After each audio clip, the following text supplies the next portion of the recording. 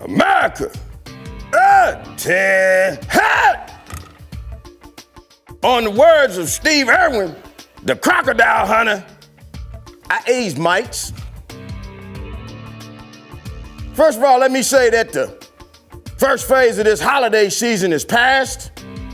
So I think it's only apropos that we start today off by saying season's greetings.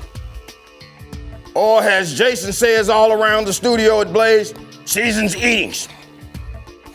Now, I trust that everyone had a good holiday, and I trust that we all had our fill of whatever we choose to have been filled with. Turkey, chicken, ham, and I know some of y'all, you wanted chitterlings, hog maws, pig foots, and any other form of dead animal flesh that we as a people like to douse in hot sauce. Speaking of hot sauce, I think that is what could actually be wrong with some of these black quarterbacks in the NFL right now. I think they all done came down with the itis. That's why Lamar Jackson played so bad last night. See, he liked that good old down-home cooking. He likes that soul food. See, that's why last year against the Browns, he almost duked it on himself in the game. Y'all know how it go. But look, here's what I'm saying. Out of the 6 quarterbacks in the NFL that started games last week, 4 of them lost. See, and we all witnessed Lamar, he almost shorted himself. Bottom line, I'm trying to tell you, the itis is real, y'all. Having said that, welcome to the show. Welcome to Fearless. I'm your thrill sergeant, Uncle Jimmy. And you know what you got to do. Hit the like button. Hit the subscribe button. Hit the transcribe button. Hey, man, give the big guy a 5-star rating, okay? Listen, we got a great show planned for you all today. And first of all, we have the only real brother that lives in Idaho. And that's right, I'm talking about Dave Shannon. He's gonna be here to drop some knowledge regarding the events in Wisconsin. What's it called? Waukesha? Yeah. All right. He's gonna be dropping some knowledge about that. And the next guest, I'm gonna apologize in advance because Jason told me to stop cussing, but I can only describe her in one word. And that word would be damn. And let me say welcome back to the show to the First Lady of the Fearless Army. And of course, I'm speaking of Shemeka, the real Michelle. All right, and she's gonna be in here today to talk about the new film, King Richard. And that's the new film starring Will Smith. In case some of you aren't really aware, it's a movie about how Will and Jada Smith put up their 2 ugly daughters for adoption, and they would later go on to put lifesavers in their hair and become tennis stars. I can't wait to see what Shemeka's gonna have to say about this. But anyway, you need to check it out. Actually, I'm lying. I really don't care what she's got to say. I just really can't wait to see Shemeka. I'm not gonna lie. Fellas, and y'all know I'm telling the truth. We don't really listen to what she say. We just look at the TV like this when she come out. Okay, anyway. Also, we're gonna be heading overseas to our overseas affiliate, Steve Kim. He's gonna be here to talk about college football. And he's gonna be addressing the fact of, maybe I'm right, and maybe the NFL has caught up with the black quarterback. And now is the moment you've all been waiting for. So this is the moment that I like to say, release the doves, release the hounds. I need everybody in the comment section to repeat after me. Dilly dilly. He brags of the fact that he pays the cost to be the boss. But he wasn't saying that not too long ago when he was about to get his butt kicked by Randy Moss, was he? Hey, the man that's bigger than you could even imagine, giving up for the big guy, Jason Whitlock.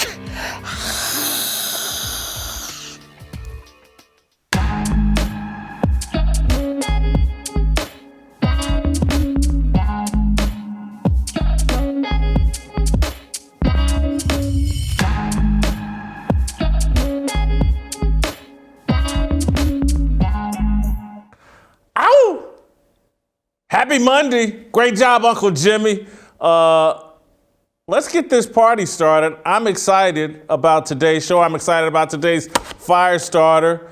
Let's get it rolling.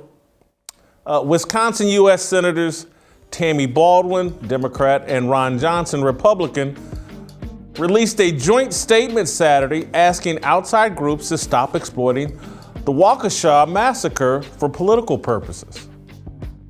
Writing, quote, "It has come to our attention that outside individuals or groups may attempt to exploit the tragedy that occurred last Saturday in Waukesha for their own political purposes.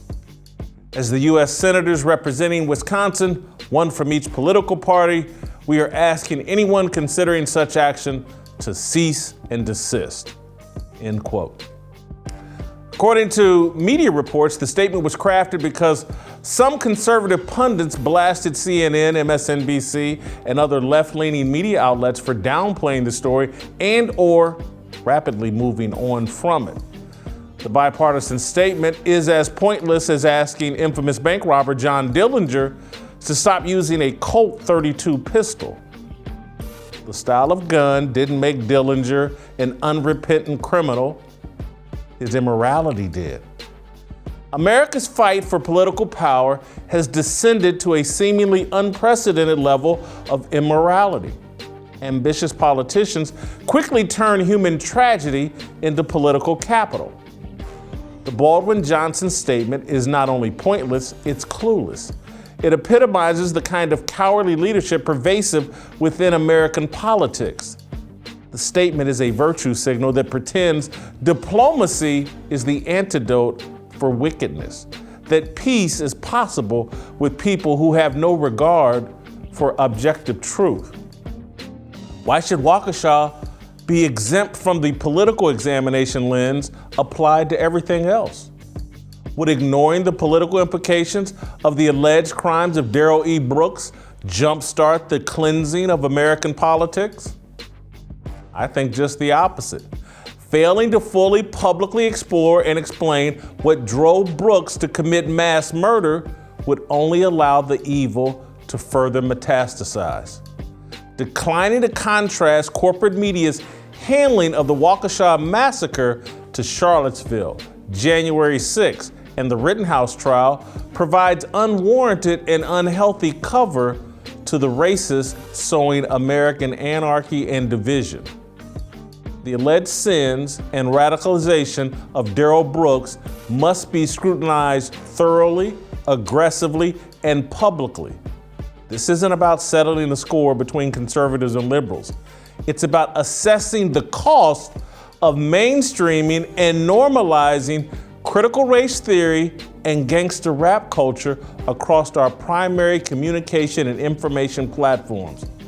Darrell Brooks appears to be a direct reflection of what the American zeitgeist, for those of you that don't know, that's the spirit of the time, the attitude of the time, says a black man should be: angry, emotional, profane, violent, racist, and criminal.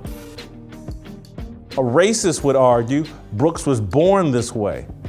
A liberal would argue that poverty and anti-black racism molded Brooks into a monster.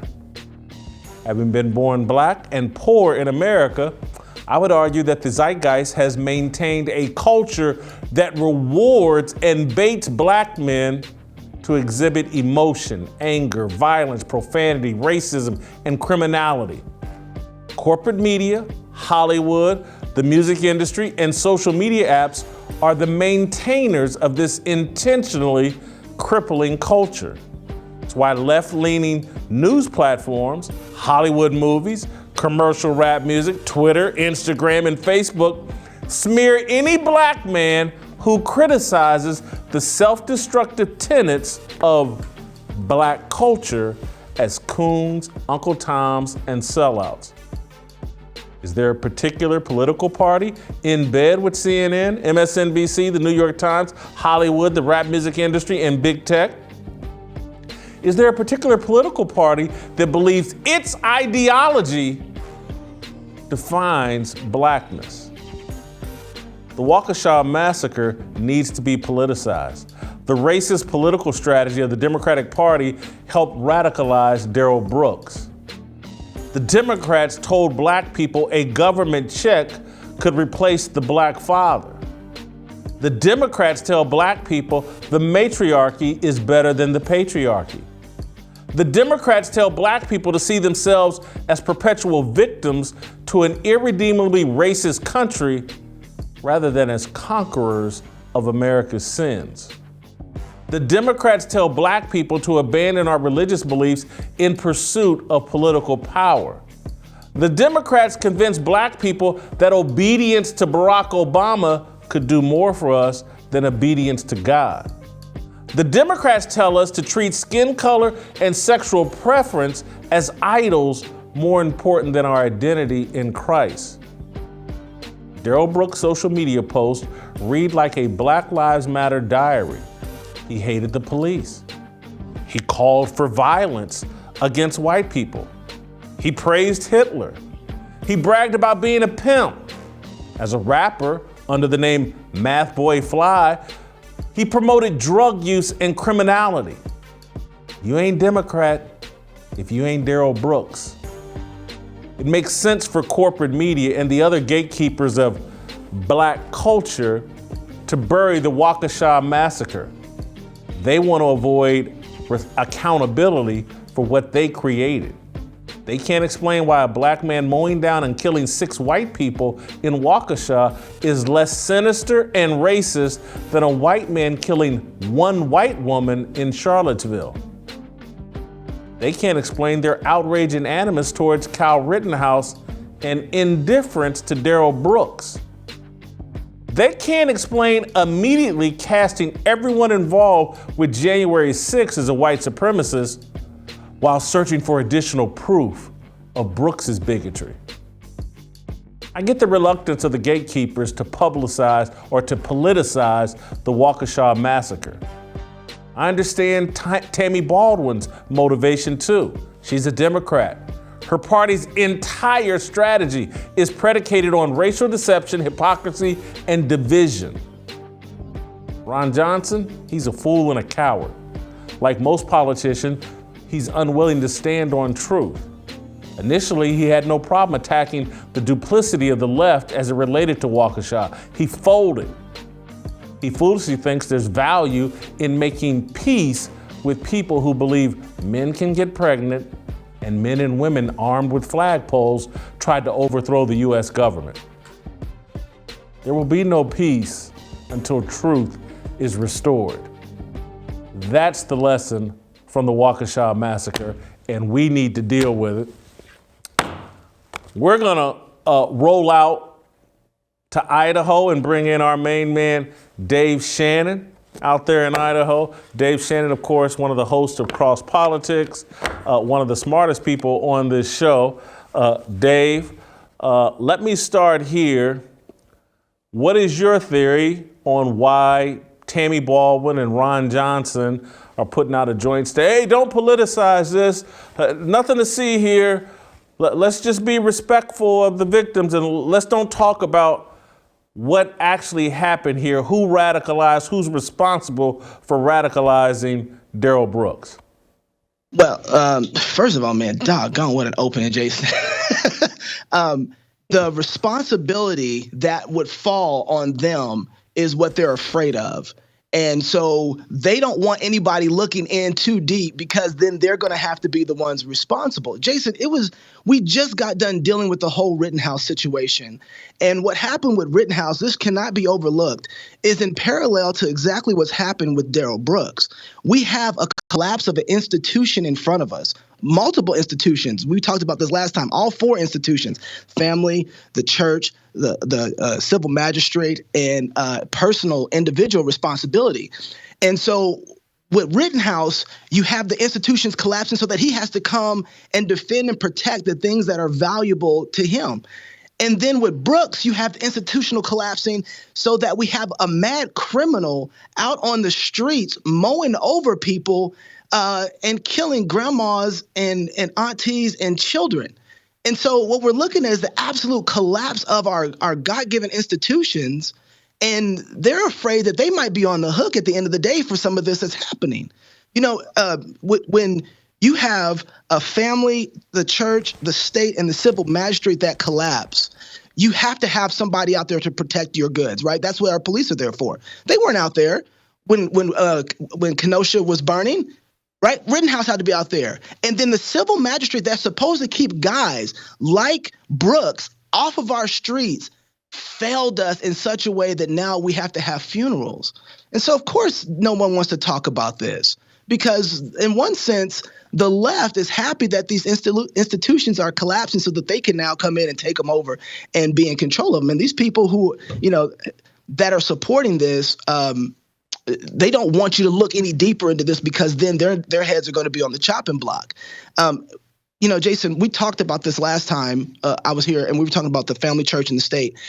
Our families are responsible at some point for this too. Our families have to be the ones who are raising our children to be the kind of citizens that we need in our culture, right? The kind of citizens that grow up more like Kyle Rittenhouse, who want to protect us and our goods and protect people that we love. And then they also, when it starts to break down and we get guys like Darrell Brooks, the family is also the first flag that starts to warn the culture and say, hey, these kids are getting out of control. Who do I go to for help? And the first place that they go to is the church, because the church reminds people how we're supposed to be. And then when the church can't handle this problem, then they need to let the people in the culture know, hey, there's a Darrell Brooks out there that since the age of 17 has had a criminal history, Jason, a massive criminal history. And when the church has done its job in warning the community and the culture, the civil magistrate is supposed to come in and say, what's happening here? We had a full collapse of all of that. The family failed, the church failed, the civil magistrates let this guy out. In 2006, this guy had raped a 15-year-old girl. Why he's still alive, I don't understand. You don't get to rape little girls and take some of the most valuable, precious things away from them and still exist in our society. We value life too much. Jason, he was just, and this is the civil magistrate's responsibility at this point. He was just last year, July 24th, he had taken a gun and fired the gun at his nephew in a vehicle. What is that? Attempted murder. And he was just out on bail for beating his baby mama and then running her over with the same vehicle that he just got done running over the people in Waukesha. Why has our institutions, our civil magistrate, failed us so much? In one sense, Jason, we've almost, in not holding our civil magistrates responsible, have become incentivizing the type of culture that we don't want to see on our streets. Dave, you said something I got to respond to. I don't know if it was a misstatement or I want you to clarify. You said we value life too much. And that's we don't value life enough. Yeah, I'm sorry, I missed it. Okay. We don't value life enough. All right, because I was going, you lost me there for a second. And then I hear you, and I hear you louder than perhaps. I heard you loud and clear on something that I want to expound on in the final minutes of our conversation in terms of Tammy Baldwin, Ron Johnson, and a system that is determined to have this criminal justice reform and get softer, more forgiving of crime, more sympathetic. And I get the reaction because when you purposely, intentionally destabilize the whole family structure in America, you know that like, oh my God, we're going to create bad people. You take away the family and kids are going to rot and you're going to have a lot more rotten kids. And so it causes you to have sympathy and be like, whoa, boy, we gave them all a government check and told daddy to get out of the house. And man, look at this mess we've created. We have to be more forgiving. We must have bail reform. We must have lighter sentencing. And where it gets a little inconsistent and complicated for me is that we are becoming, as the society has become more just, because American society was unjust for a long time. Slavery, women in a really diminished role, Jim Crow laws, the whole nine. And so you could really argue like America was unfair for a long time. But you could also argue America has gotten more and more fair, and then the 1960s rolled around and we took all the laws off the book and we actually to the best of our government ability in terms of taking laws off the books, we made America more fair, but we're in the process of making the criminal justice system more forgiving. And it seems like that as you make a society more fair, perhaps you should make the criminal justice system less forgiving, because it's like, hey man, and I realize they have to deal with the fact that dismantling the family unit, particularly in the black culture, does not make society more fair. That was a calculated decision that they need to deal with. And I guess I'm saying all this to say, this is the conversation they don't want us to have, is that there are consequences, serious consequences, to the 60 years we have of devaluing men, dismantling the American family, and you're going to have more Darrell Brooks, more Dylan Roofs, more chaos and anarchy in this society. And that's why I think why Ron Johnson initially was saying the right things, but then someone tapped him on the shoulder and said, hey man, all these politicians have been participating in the creation of the anarchy and chaos and destruction of family that we're all dealing with.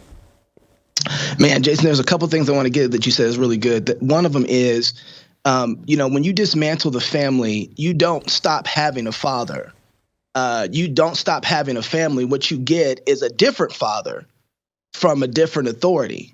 And so what we get in the rampage of crime and criminality that we're seeing is not the necessarily the lack of fatherhood. We're seeing the type of father that has been educating the kids so that we get this type of drama in our streets. We get a government education. We get a government father. We get Uncle Joe, who becomes Daddy Joe Biden.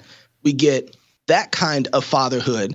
And so what we're seeing in one sense is the fatherhood of government education running crazy in our streets.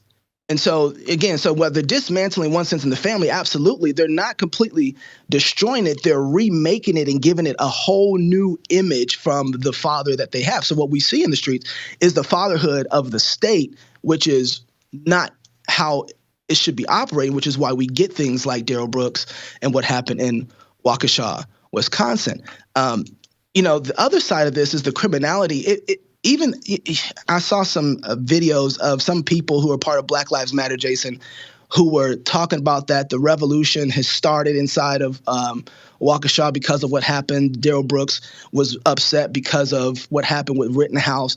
And so there's no doubt that the racial components of this are influencing our judicial system. But the way that we push back and deal with this is not to then become racial too, but rather to just punish wickedness. The civil magistrate really just has one to two jobs, and it's to punish wickedness and reward good. And so long as the civil magistrate is actually punishing wickedness, then what it does is drive fear into the hearts of wicked people so that they don't do things like what happened inside of Wisconsin. My fear isn't so much the racialization of everything, Jason. My fear is that we're going to forget the principles that actually pulled us out of those bad times in slavery, that pulled us out of how wicked some of the laws that we had were. When we remember those principles, remember that life is important and that it should be valued and that we should care about it, to the point that we punish people who take human life. Jason, the most disappointing thing to me with this thing right here in Waukesha, is that even if we do find Brooks guilty, Brooks is going to live in a jail cell that the victims of his crimes are the remaining victims and the families are going to have to pay for his clothes, his roof over his head, his water, all of those things, and for the rest of his life. And they won't ultimately get the kind of justice that they deserve in this man getting the death penalty. And so when our leaders, our top leaders, are not punishing wickedness according to the way that it was done, then what they do is cultivate an environment for it to continue to grow. That cultivation is going to ring a long, long message, a loud message out to all the BLM folks, out to all the rioters, out to all of our civil magistrates and leaders who are politicians, that we're okay with this kind of stuff. And so if we get back to some of the basic first principles of valuing human life, then all this other stuff falls into place, Jason. How our leaders are supposed to act, what they're going to allow to influence them. Yeah, we've had it bad, but there's certain things that have been an anchor that have pulled us to where we are now, where things have gotten a lot better. But if we don't stick to those first principles, which is the value of human life, that's what got us here. You can't treat a black man like this because he's a human being. You can't treat a woman like this because she's a human being. But if we incentivize the kind of criminals that we're okay with beating women, with killing folks by driving over the edge, then it's all gone. And it doesn't matter what we fix on this end. We've already lost the thing that has anchored us. And that's what I'm afraid of, Jason. That's what scares me. We're losing what it means to be human and value human life, which is the very thing that pulled us from the past to our current situation where things are so much better for us. I want to end asking you this question, Dave, because I'm not sure. Well, I know where I stand on the death penalty. I'm anti-death penalty because I'm just like, well, hold on. What if you accidentally kill someone who's innocent? And so therefore, I'm anti-death penalty. But I am also aware of the contradiction of we've got a society that's very comfortable killing a child inside the womb who's done nothing wrong and has had no chance at life. And then that same group of people that support that are very forgiving of people who have had a chance at life, have blown it, and have been destructive in their life. And we're very sympathetic, and oh my God, they didn't have parents, they didn't have this, they were born into poverty, blah, blah, blah. And so that contradiction does bother me, but you tell me why I'm wrong about the death penalty out of my fear of like, hey, what if you killed the wrong person who's innocent? Yeah, well, there's actually a system biblically that's set up for that. Not to be, the Bible requires us to actually have a death penalty.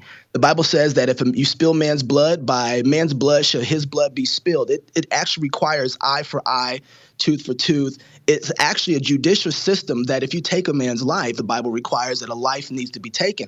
And part of your blessing is that you are honoring human life by not allowing certain wickedness to permeate your land. So that's number one. The Bible requires the death penalty. Now, as far as I get right now, I'm a part of a lot of groups that are for saving people who are wrongly convicted. We've not had a perfect judicial system, not at all. It doesn't mean that we shouldn't have one that still honors that. But the way that the Bible fixes getting it wrong is that the people who didn't do their due diligence, the people who lied or in the testimony, the people who were not just in the convicting of another person's life, the judgment that those people get is the judgment that happened to the person who was killed.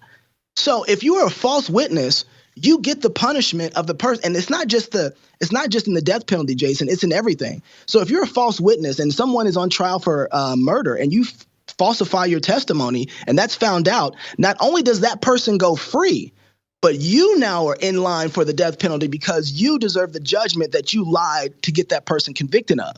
And so when we have that kind of judicial system and that type of response to liars, then we start self-correcting, but we don't have those things yet. And we need to work closer towards that. But just because we don't have that doesn't mean that we don't work towards it. Right. So just because ending slavery seems impossible doesn't mean that we don't take the proper steps to get towards ending slavery. So, again, God requires a death penalty, and people don't get to lie about in court on a situation without receiving the judgment in which that the person who was on trial gets. And so those are two things that we need to be working towards. We remove the death penalty, Jason, and what happens is we start again, the people in Waukesha are going for the rest of their life. We're punishing them with having to pay for this man's livelihood after he took their child's life. I don't know what world that's just in. Who's going to pay for his lights? Who's going to pay for his potty? Who's going to pay for his clothes? Who's going to pay for his food and cable? We're going to pay for all that stuff. All we're doing in not offering the death penalty is being more cruel to the individuals who are the victims of his crime. And we're not honoring God when we do it. Dave, thank you so much. I'm going to follow up on this topic Wednesday with Pastor Harrington and Pastor Walker. So thank you so much, Dave. We're going to keep it rolling. I want to tell you about my good friends at Good Ranchers. Did you know the product of USA tag that has been stolen by foreign countries? Other companies ship their meat in, process it there, and then label it like it originated in the USA.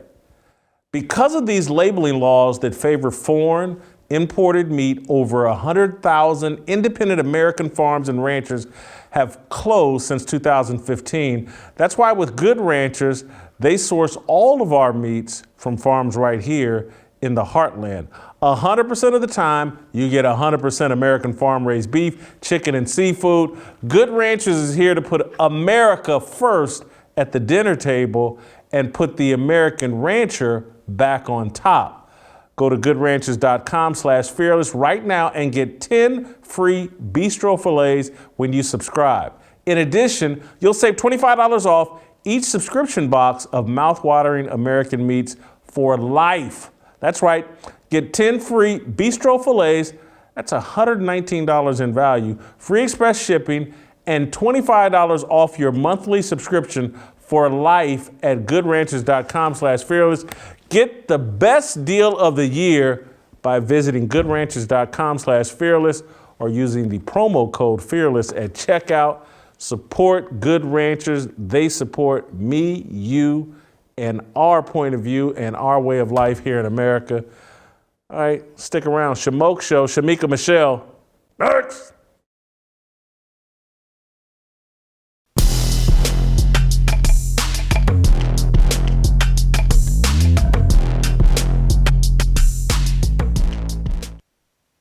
All right, welcome back. Listen, I asked Shemeka this weekend to watch the King Richard movie. If you guys follow my social media feeds, I started tweeting about King Richard, the movie about Serena and Venus Williams' dad, Richard Williams, and their rise, their early part of their rise as tennis stars. I saw it, I believe, Thanksgiving Day or night, and started tweeting about it. It's the best movie I've seen. And again, these are different styles of movies, but I thought The Joker was an excellent movie, and it was probably the last movie that I thought, well, like, man, that was a great movie. This is a great movie. And I was a little bit hesitant initially to watch it because I thought it was going to frame up Serena and Williams' early part of their career as like, oh my God, they had to overcome all this racism, and it was just going to be a story about every little racial slight that they experienced. And instead, it was a movie about a dad and a mom that had a plan and a commitment to their kids and raised them in Compton, California, at the heart of gang violence with a clear vision and just a commitment that was unbelievable. And did they produce great results? I'm not kidding. For me, almost for the first 15 minutes of the movie, from then on, I was almost at the point of tears because I was so astonished, scene after scene after scene. Like, I was like, oh my God, they finally are making movies for someone like me again. And I was so proud, and it helped me understand Serena and Venus. During their playing careers, I always struggled like, man, they take too much time off. They're not obsessed with tennis and what. And you watch this movie and you go, oh my God, that's because that's the way they were raised. Their father had this grander, bigger vision than just throwing them onto a tennis court and making as much money as he could. He wanted them to be well-rounded human beings, and the mom as well. My only complaint with the movie was it should have been called King Richard and Queen Oracene, I think is the mom's name, because this was a combination effort between two parents that produced incredible results. And the results weren't just Venus and Serena as tennis players. I think the mom, when her and Richard got married, already had 3 kids. Those 3 kids seemed to be amazing and seem to have done great things as well. This is the best sports movie I believe I've ever seen. Replaces Brian's Song as my favorite sports movie of all time. And so I asked Shemeka to watch it because I want a female perspective to see, because the movie has taken some heat. Some people in the feminist crowd felt like it's too much about Richard Williams and it should have been more about Serena or Venus and blah, blah, blah. Anyway, Shemeka, what did you think of King Richard? First, Jason, can I please address Uncle Jimmy? I would like to tell him I appreciate him coming to attention, because any man who can't come to attention for me would be dishonorably discharged. So I want to thank him. As for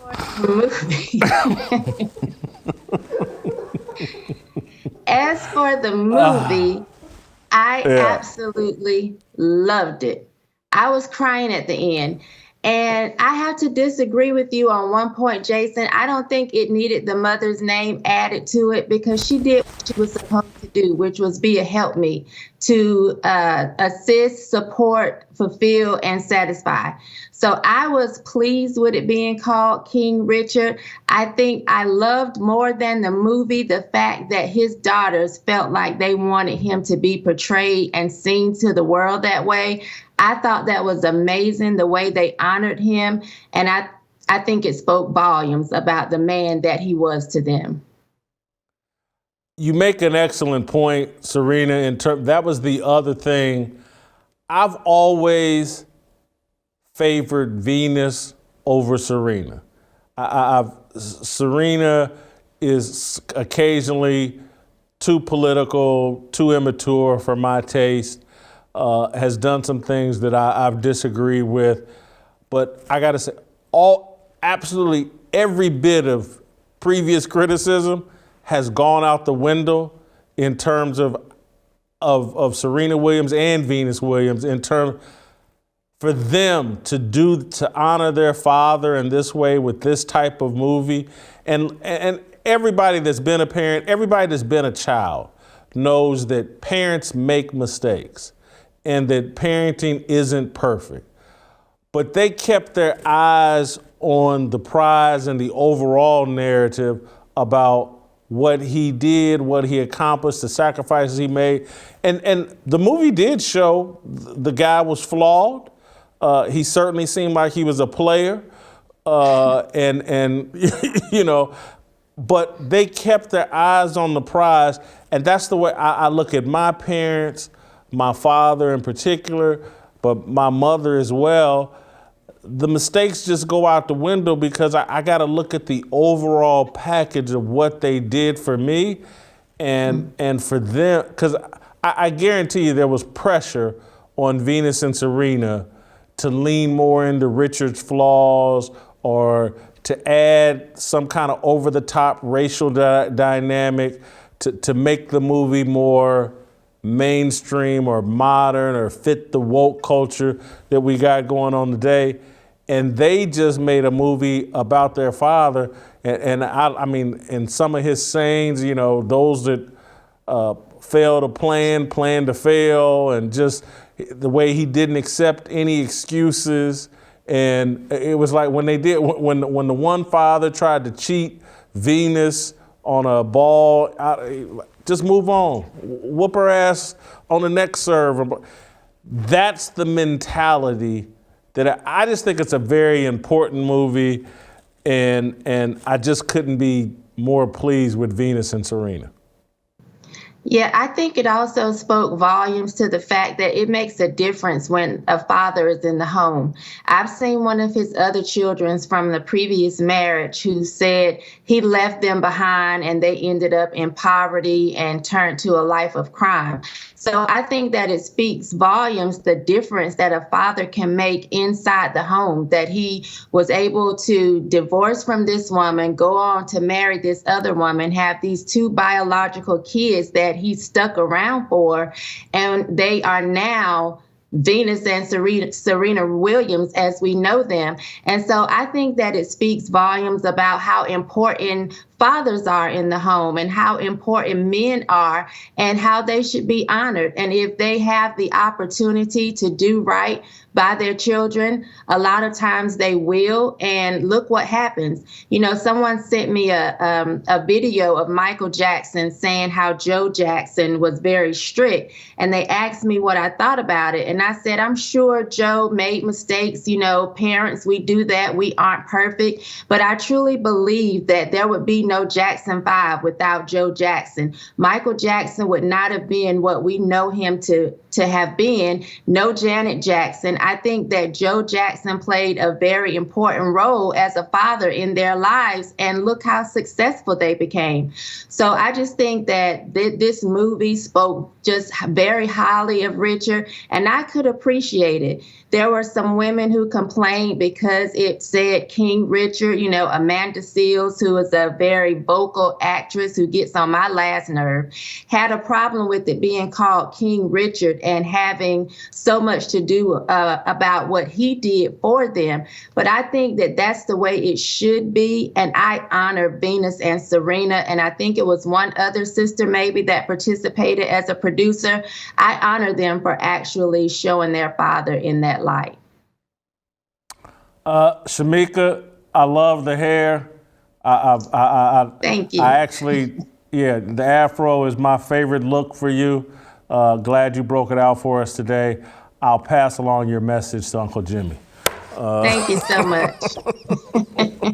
Thank you. All right, we got a new sponsor and a new friend that I've been dying to tell you guys about. It's SweatBlock.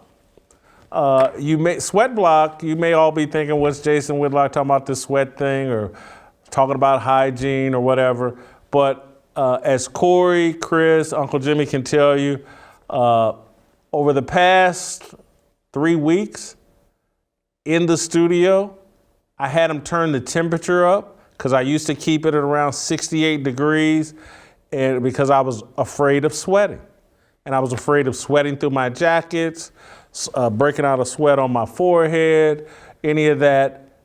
I don't have to worry about any of that anymore because I use SweatBlock. The last thing I need is, to be all pitted out up here and looking like a fool. And I've seen people on television that look like a fool, that sweat under their armpits, sweat on their brow. I've done it before, but not with SweatBlock. SweatBlock is stronger than the normal antiperspirants, and more importantly, it's far more effective. They have the dry shirt guarantee. If SweatBlock doesn't keep you dry, you get your money back. Not only is SweatBlock doctor recommended, but it's made right here in the USA. If you or someone you love is dealing with this issue, you have to check out SweatBlock. Get it today for 20% off at sweatblock.com with the promo code FEARLESS. That's sweatblock.com. Use the promo code FEARLESS. Tell them Jason Whitlock sent you. It's cured his little sweating issues. Sometimes in the studio when I'm here under the bright lights, it's helped me if you're out trying to give a very important speech, you got an important date. You ever go out on a date? Get that little sweat on your brow, you're eating, you're drinking, you get that little sweat on your brow, and you're like, oh, I wonder if she's looking at that sweat on my face. Can she tell I'm nervous? Do I look like a fool? Not if you use SweatBlock. Use the promo code FEARLESS at sweatblock.com. All right, the Korean Cosell. Next. Yeah, 모두 다 빨리 박수 쳐 기다리지 말고 서둘러 Reason that I'm back is to feed you raps Let's see that you up here below So fly All right, time for the Korean Cosell. and to dive into a weekend of sports that was pretty fascinating. The most fascinating thing I thought I saw was the implosion, the very predictable implosion of Cam Newton. I'm not remotely surprised. Cam Newton learned nothing from getting cut by the New England Patriots. Absolutely not. And I wish I had been stronger on this last week, Steve, when he came out, I'm back. And every celebration was Cam. It wasn't a celebration of his team or his teammates. And then this week I saw Cam in the pregame intro because he's finally playing at home. His smoke all around. There's some song and it's just all Cam. And he's a wide receiver. He's an outside linebacker. And I'm talking about mentality-wise. Yeah. It's all me. He's not a quarterback. He's not a leader. He's too emotional. The quarterback position doesn't allow you to be that emotional. That's why I'm not shocked. 4 interceptions this week. Got benched. A terrible performance. He learned nothing. The dude should have, when he got cut, he should have cut his hair and said, I'm coming out with a new approach. He came back out like it was 2014 all over again, and it's all about Cam.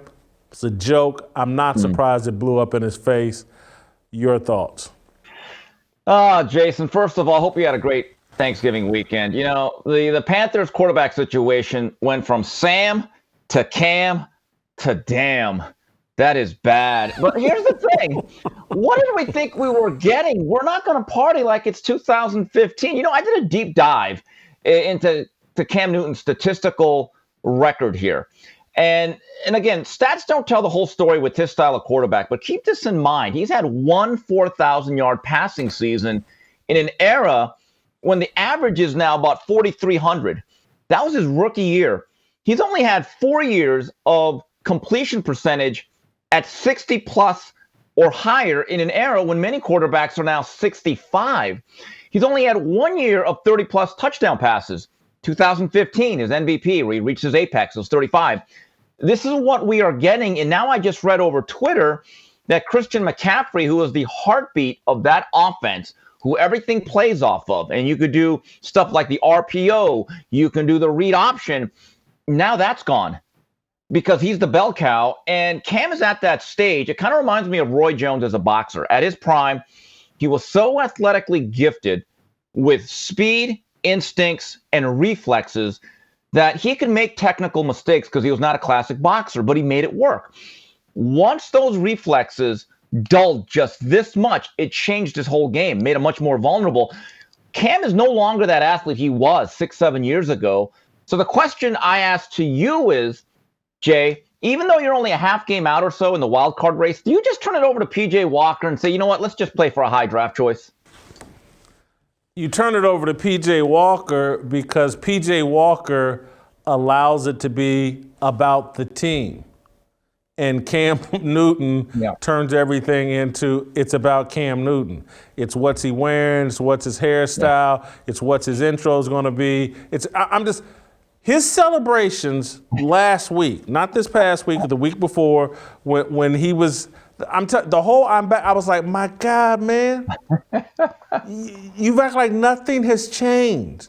And you haven't figured out yet that the quarterback just isn't that guy.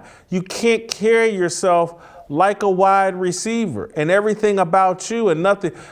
At one point, I think last week, he ran out to midfield and threw the football down or whatever.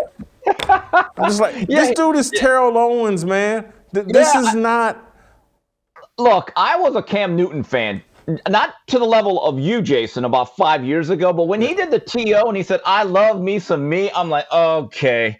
And the one thing about a quarterback, I've always said, in any major college city or college town or pro franchise, that quarterback is probably more recognizable than the mayor. That's how much importance they have in American culture. However, that comes with responsibility, is that you have to be in essence, the corporate face of the franchise, which means that in Super Bowl week, you cannot be beast mode Marshawn Lynch. You actually have to do interviews. You have to be Captain Cliche. You have to say all the right things. You have to act in a certain manner. Cam has always thought that he could be above that. Remember this, Jason, when he came out of the draft, he told some teams, hey, I want to be an icon. And that was his way of saying, I want to be great, but I want to be bigger than the game and the team, which is fine. That's a lofty aspiration, but you actually have to play at an Aaron Rodgers level. And this is a declining player. That's the reality of it. And with the erosion of athleticism, half his effectiveness is now gone. So it seems to me now the Panthers, without Christian McCaffrey for the rest of the year, they seem to be in purgatory. Did I say Cam threw 4 interceptions? Because Lamar is actually who threw the 4 interceptions. Cam completed 5 of 19 passes. Oh. He wishes he had found 4 different defensive backs. His completion percentage would have been higher. Cam threw 2 interceptions. But Lamar Jackson last night threw 4. The Ravens still won. They beat the Cleveland Browns. I'm not concerned about Lamar Jackson because I think he takes the game seriously. I think he takes his team seriously. I think he's got the right attitude. I'm not concerned. Are you? I am to a little bit, a certain degree, because of what's around him. The best thing you could say about Lamar Jackson yesterday well, he wasn't Baker Mayfield, but the last 3 games that he's played, he's had 7 interceptions, and this was stunning. He has 15 passing touchdowns and 12 interceptions. That's not very good.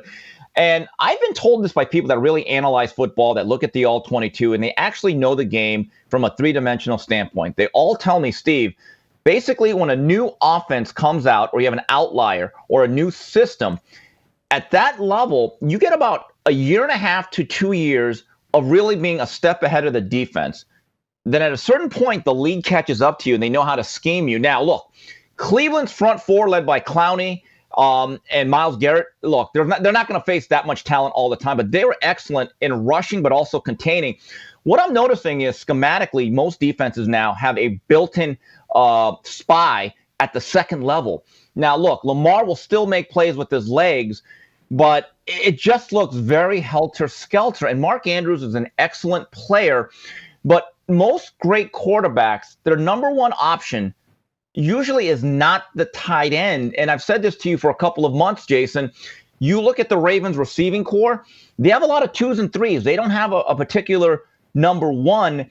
And just kind of jogging my memory a little bit, I think he had about 32 passing attempts yesterday, and he didn't even have close to 200 yards. That is not an efficient pass game, and I don't know how sustainable that is at the high levels. Yeah, the 15 and 12, that does kind of frighten me. 15 TDs, 12 interceptions. And just a couple of weeks ago, people were, and I was one of them, thought Lamar was a leading candidate for the MVP. That is no longer the case. Steve, I wish we had more time to talk about Brady Hoke and how the San Diego State Aztecs are 11-1 and playing in a conference championship game. Brady, I know you wanted to talk about what Brady Hoke is doing at San Diego State and how Michigan made a mistake, turned away from a guy that could lead a program like this to 11 wins at a national ranking and playing in the Mountain West championship game. I know that's what you wanted to talk about, but probably don't have time to get to Brady Hoke. Jay, let me just tell you something. First of all, congratulations to the Aztecs. Okay, but Jay, right around 12:45 Pacific time on Saturday, I was going to call Corey and Chris and say, get Jason on a Zoom. I want to do a special show called Hail to the Victors and Hail Jim Harbaugh. You know what? You know that look that Stephen A. Smith gets when the Cowboys lose and he's just licking his lips, waiting for Michael Irvin after a Cowboy loss? Oh, that's me with you, Jay. Jay, what? Okay, I want to say this right now, though, but he has to win Saturday to get to the playoff. And I'm going to make a prediction. If they get to the playoffs, I think they'll be in the finals. I actually think this is a very good team. But give Jim Harbaugh credit. He put together a masterful game plan with his 2 coordinators, Josh Gaddis running the power spread. And here's the interesting thing. Cade McNamara played an excellent game. He only had 19 attempts, didn't even have 175 yards passing, but they controlled the game up front. And Hassan, the horse Haskins, he channeled his inner Ty Wheatley, Timmy Biakabatuka, Jamie Morris, Butch Wolfork. He became a legend. And that team is physical, and Aiden Hutchinson should get Heisman consideration. I don't think there's been a real dominant offensive player. The two best players I've seen this year, week to week, Jordan Davis of Georgia, who's leading historically good defense, and Hutchinson outside. But, Jay, you're a Michigan guy. You're a Michigan fan. You follow this. Wouldn't you say this victory on Saturday is maybe one of the top 5 program victories in the history of Michigan football, and certainly their biggest win since the 1997 national title? Probably. I will say this. None of it matters if they don't beat Iowa. And it'll all be forgotten if they don't beat Iowa. And I remember a young Asian man who called himself the Korean Cosell at one point was very high on the Iowa Hawkeyes early in the season. And so, they got to beat Iowa or none of it matters. Jason, I think P.J. Fleck in Minnesota did a solid for Michigan and Jim Harbaugh, because Wisconsin, in my view, was an ascending team. And if you're the Wolverines, you would much rather play this Iowa team than you would Wisconsin, who you already beat. And most coaches do not want to play the same team twice. And if you look at Michigan, I give them a lot of credit. Going back to the game plan, Jay, if you look at the first downs and the yards, relatively even with a great Ohio State offense. But when you rush for 297 yards like Michigan did, and the other team doesn't even rush for 75, that throws everything out of kilter. And they did a great job, I believe, of telling McNamara, look, you're not going to throw the ball, but you're going to have about 6 or 7 opportunities. You have to hit explosive chunk plays. And they ran a flea flicker. They ran some wheel routes. They were also very creative in the run game, running a misdirection end around. I thought it was a perfectly called game.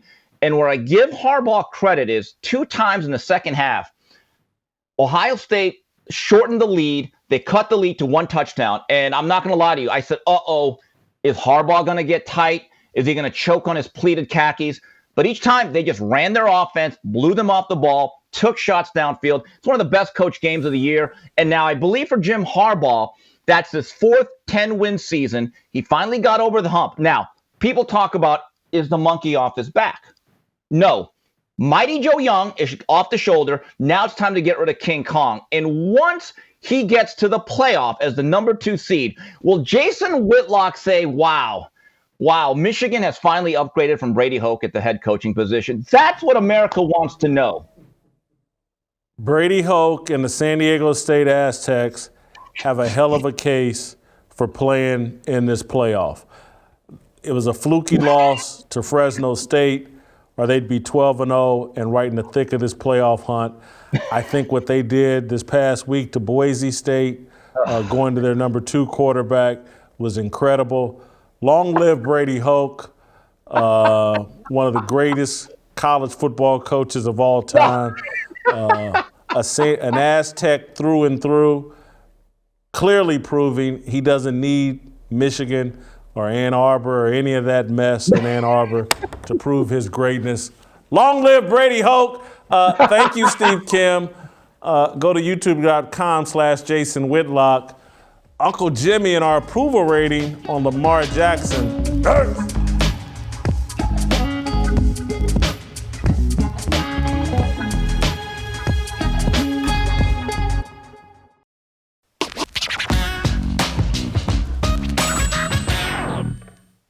All right, welcome back. Uncle Jimmy's here. Time to review the show and do an approval rating on Lamar Jackson. You took no notes? You got no notebook with you? You just got that extra tight shirt on?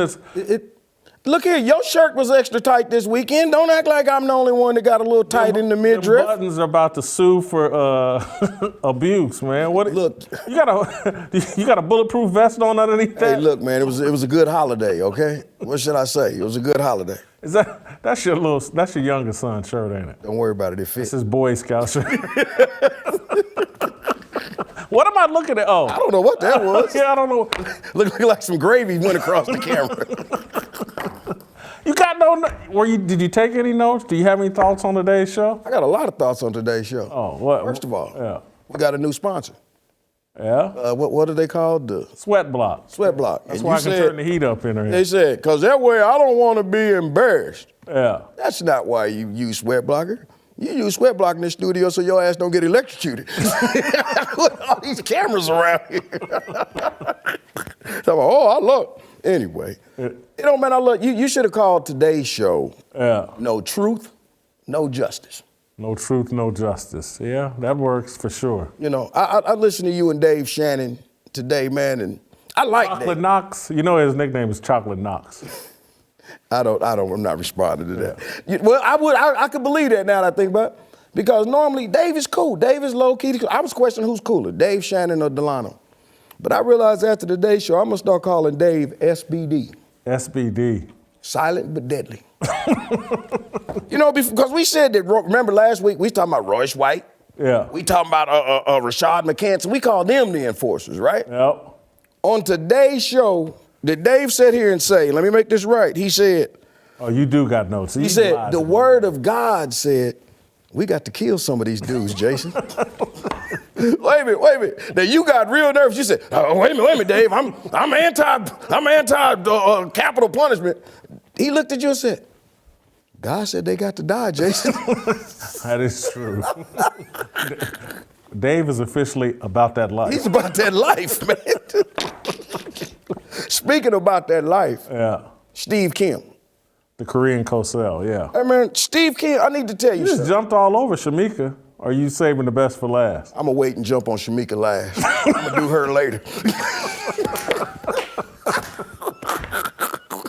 Anyway, Steve Kim, you were about to say? Yeah, and speaking of Steve Kim and Shemeka, I need to tell you something, man. Steve Kim's not like me and Shemeka. Is not like you and Shemeka? Steve Kim is not like me and Shemeka. In what way? He don't need this money from you. Why do you say that? Seriously, man, because did I not hear this dude earlier in the show today call you King Kong? Did he call me King Kong? Yeah, he called you King Kong, then he started quoting Dr. Seuss. Talking about some green eggs and ham and Sam, Cam, and damn. Didn't he? He did. And then he used this analogy, and I wrote it down. He said that you starting to look like Stephen A. Smith on a Monday looking for Michael Irvin. Now, damn it, if that don't sound like Don Lemon and Anderson Cooper, I don't know what the hell does. I'm not touching that. I wouldn't either. Yeah. But did Shemeka gave you a shout out. You heard about that, right? Yeah, me and Shemeka, yeah. Then like I said earlier, you heard me in the intro, man, I can't use, but you get on me about cussing. Yeah. But I can't use but one word to describe Shemeka. What's that? You sit up here today and you said, oh, Shemeka, I like the afro. That's not an afro, Jason. It's called a hairdo. Well, I loved it. Well, let me tell you something. You can love it all, but if you mess it up, it's $165 to fix it. I just want you to know. Oh. And let me tell you something about Shemeka, man. You know, Shemeka told her, she lets it be known that she liked that chocolate, right? Yeah. She let it be known, it ain't no secret. You know what she really saying, right? What? She's telling you she wants some of that Jimmy stick.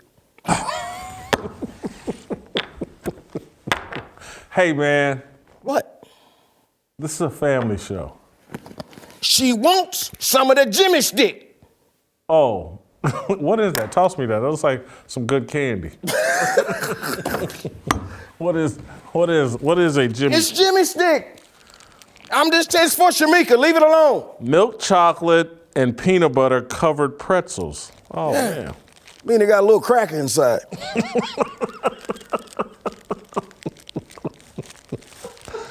260 calories. Yeah, I don't. You see, it got the little white boy on the outside, too. Yeah. You know what Shemeka would say. White people eat chocolate, too. Hey, man, We're moving on. I love Shemeka, man. Yeah, we're moving on to Lamar Jackson. Oh, that dude. 4 interceptions last night. That dude. I noticed you got him and Cam mixed up. Yeah, I did briefly, very briefly. I said Cam threw 4 interceptions. He only threw 2. But anyway. Must have been the hairdo. Go ahead. Lamar Jackson, the Ravens won last night, But, I mean, 4 interceptions based off, this isn't about his overall grade for the season. This is about what was his job performance. I had to give Lamar an 8 in job performance. But he won the game. His team won the game. He won the game. His team won the game. Look here, man. 6 black quarterbacks started yesterday. Was that right? And 4 of them lost. And he almost lost. It was a bad day for black quarterbacks yesterday. Cam, who else? Cam. Tyrod Taylor, didn't he start for Houston? Tyrod Taylor. Yeah. Lamar Jackson, he won. Teddy Bridgewater won. Dak Prescott lost. Jalen Hurts lost.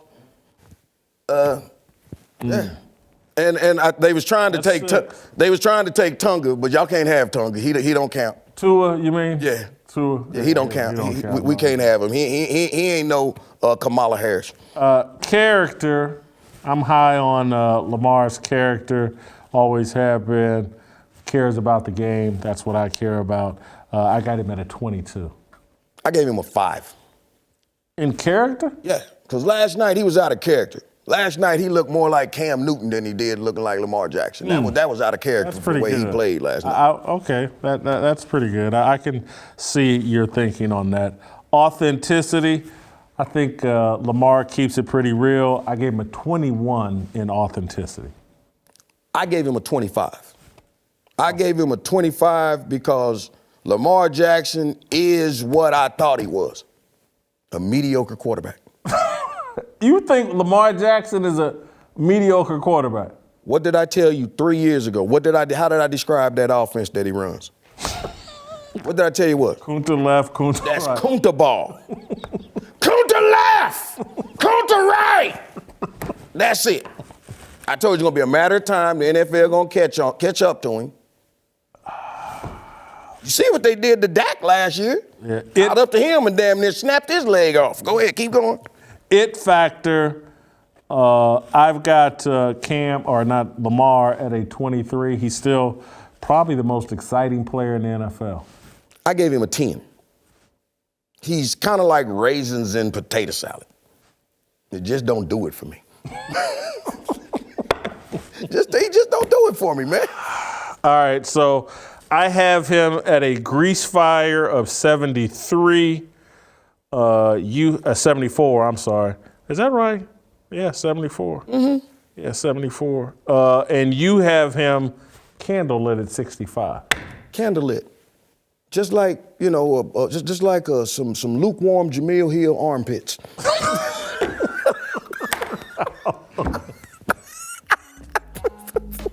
You ever see the picture of her armpits, man, when she pitted out? Jamel Hill? Did I ever see it? Man, I got that. I'm gonna show it tomorrow. You ever seen that? I took a picture of her when she had her show with her and Mike. Man, it was embarrassing. I mean, it looked. I thought that's where you was going when you was talking about that. You know who that happened to? I saw it happen to Joy Reid. This was 2 or 3 years ago. I tweeted about it. They ended up putting a sweater on her during a commercial break to cover. She was pitted out horrible. Well, but I think a lot of it has to do with why you see a lot of black women when they be doing like this. That weave be getting hot and cutting off their circulation. That's tomorrow. We'll see you tomorrow. We'll see you tomorrow after. I wanna be, I just want. I wanna be, I just want. I want free. I want freedom. I want free. I want free. I want freedom. I want free.